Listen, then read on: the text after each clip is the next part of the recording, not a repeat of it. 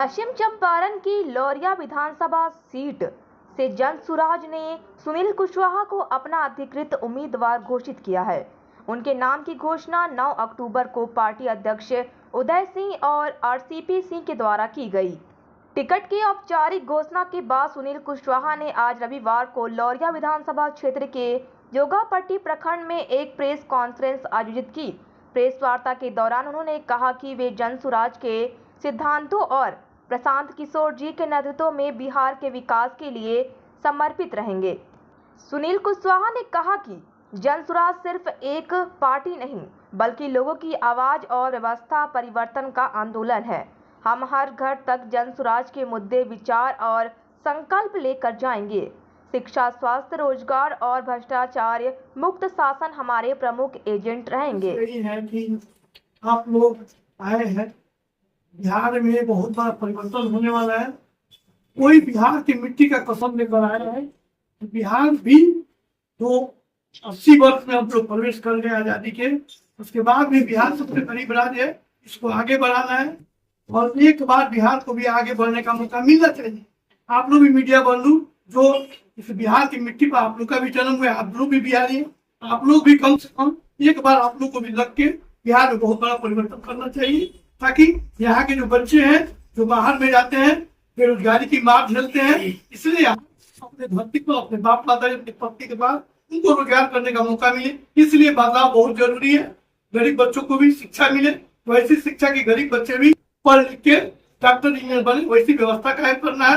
हमारे जो माता पिता है, वो जो 400 पेंशन मिल रहा था, कम से कम हमारे माता पिता को भी 2000 पेंशन मिले, ताकि बच्चों का भीड़ बन के नहीं अपनी जिंदगी खुद गुजारा कर ले।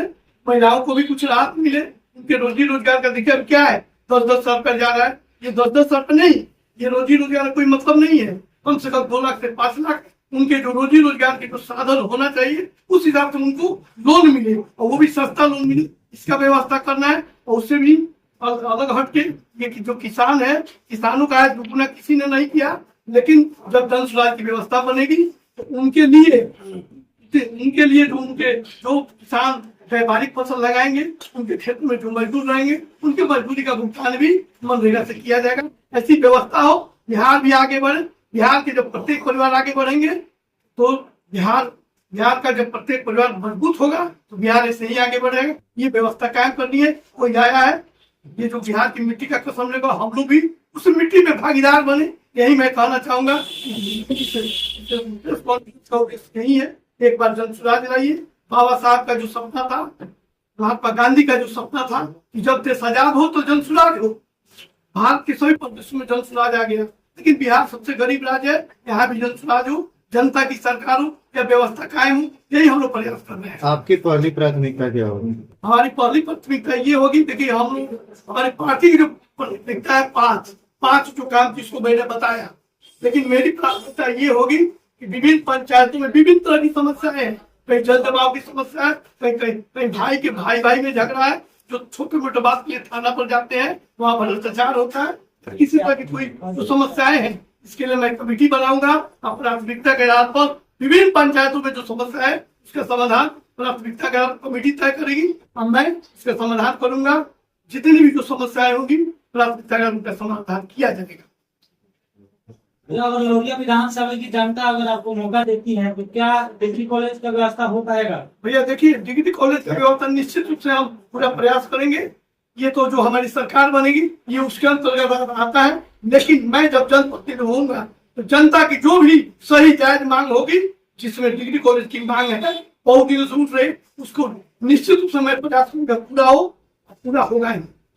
नाव एरिया है आपका क्षेत्र में, उसमें क्या करिएगा? देखिए, हमारे नेता जो है प्रशांत किशोर ने क्या कहा कि यहाँ जो कहीं जल जमाव की स्थिति है, उत्तर भारत में बाढ़ की समस्या है, मध्य भारत में जल जमाव की समस्या है, दक्षिण भारत में ये क्या बोलते हैं सुखाड़ की समस्या है। तो प्रशांत किशोर ने क्या कहा, यह बहुत बड़ा एक सिस्टम बनेगा कि एक जगह का पानी दूसरी जगह तक जाए, जहाँ दहाड़ है, जहाँ जल जमाव है, जहाँ सुखाड़ है, सब क्षेत्रों को जोड़ा जाएगा।